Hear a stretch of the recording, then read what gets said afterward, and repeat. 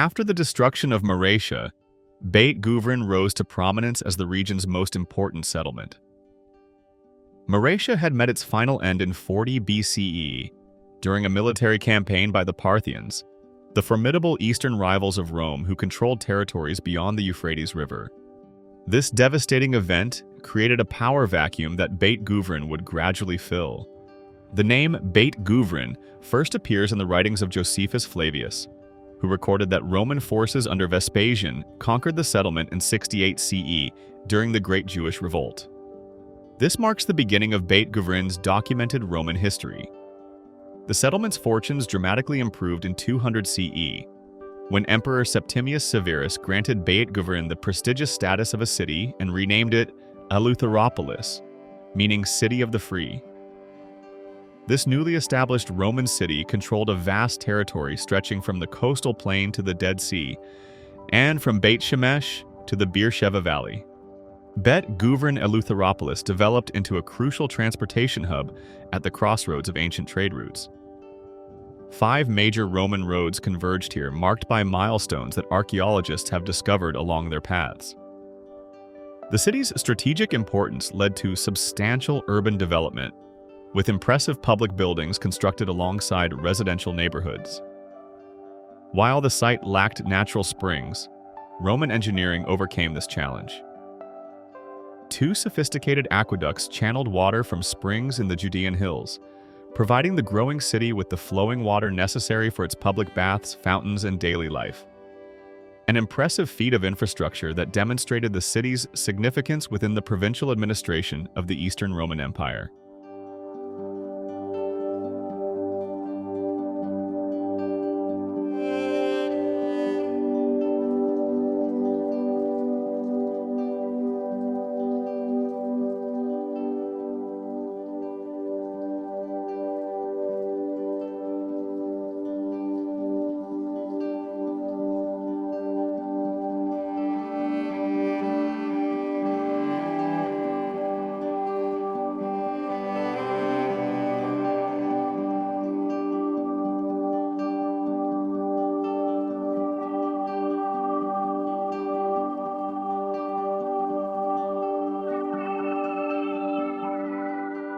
Within the grounds of the Crusader fortress lie the remains of a basilica-style church built in 1136 by Fulk of Anjou, King of Jerusalem.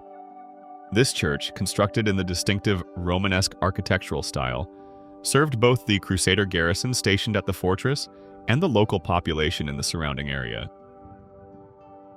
What makes this structure particularly fascinating is how it embodies the practice of architectural reuse that was common in medieval times. The church was adorned with repurposed Roman and Byzantine architectural elements, including stone bases, columns, and capitals, that were collected from the ancient ruins of Beit Guvrin. This deliberate incorporation of classical elements into the medieval structure created a visual link between different historical periods, while also being a practical solution to the challenges of construction in the Crusader kingdom. The basilica's remains offer valuable insights into Crusader period architecture in the Holy Land, and illustrate how successive civilizations in this region built upon the foundations of those who came before them.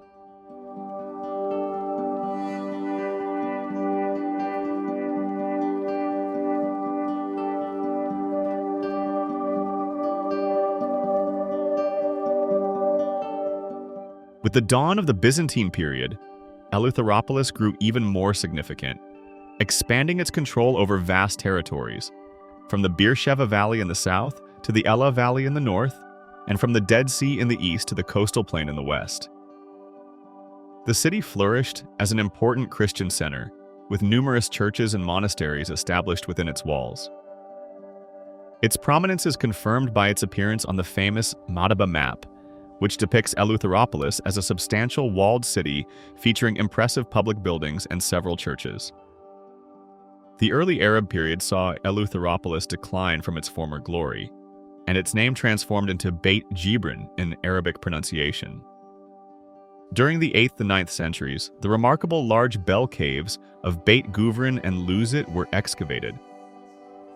According to some scholars, the quarried chalk was transported to build the new Islamic administrative center at Ramla, demonstrating how the site continued to influence regional development even in its diminished state.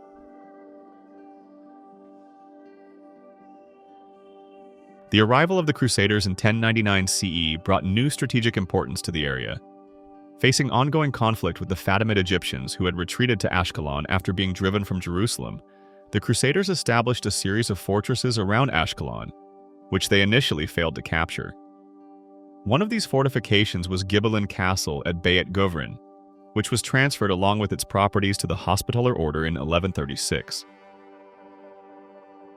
By 1173, the settlement had expanded considerably, encompassing Franks, Syrian Christians, and Greek Orthodox Christians.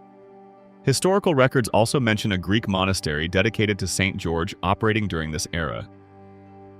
After the Crusaders finally conquered Ashkelon in 1153, monks from the Hospitaller Order took up residence in the Beit Guvrin fortress, remaining until they were expelled during the Muslim reconquest led by Saladin in 1187.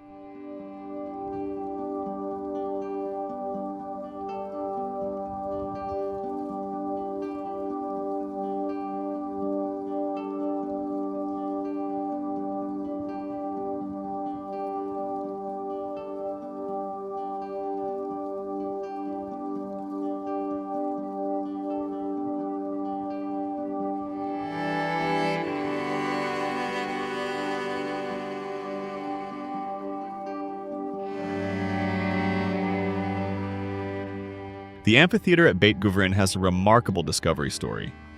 In 1981, curious kibbutz members stumbled upon an underground vault, prompting them to call Professor Amos Kloner, who immediately identified it as part of an amphitheater.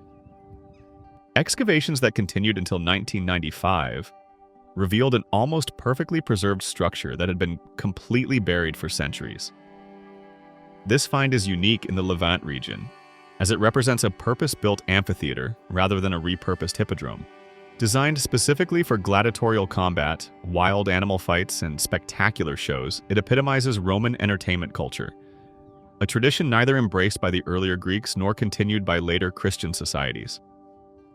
The elliptical structure measures 71 by 56 meters and originally seated approximately 3,500 spectators across 911 rows.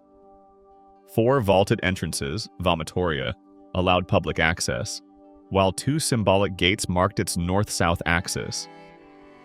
The southern gate facing the city served as the triumphant entrance for processions, while the northern gate facilitated the grim task of removing casualties. Though its original stone seats were dismantled during Byzantine and Crusader periods and repurposed throughout the site, visitors can still identify the seating infrastructure in the eastern section.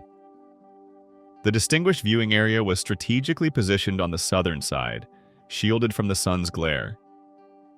The amphitheater served its bloody purpose for approximately 150 years, until the Great Earthquake of 363 CE likely brought its era of spectacles to an end. A small chamber identified by excavators as the amphitheater's cult room reveals the spiritual dimension of Roman spectacles. Beneath it, archaeologists discovered 2 Roman incense altars, alongside approximately 100 intact clay lamps and fragments of another 100. The room features a rectangular wall niche, likely designed for a deity statue, and its walls were covered with plaster. This sacred space suggests that gladiators probably paid homage to Nemesis, goddess of fate, before entering the arena, reminding us that these violent spectacles remained intertwined with religious observance and cosmic order.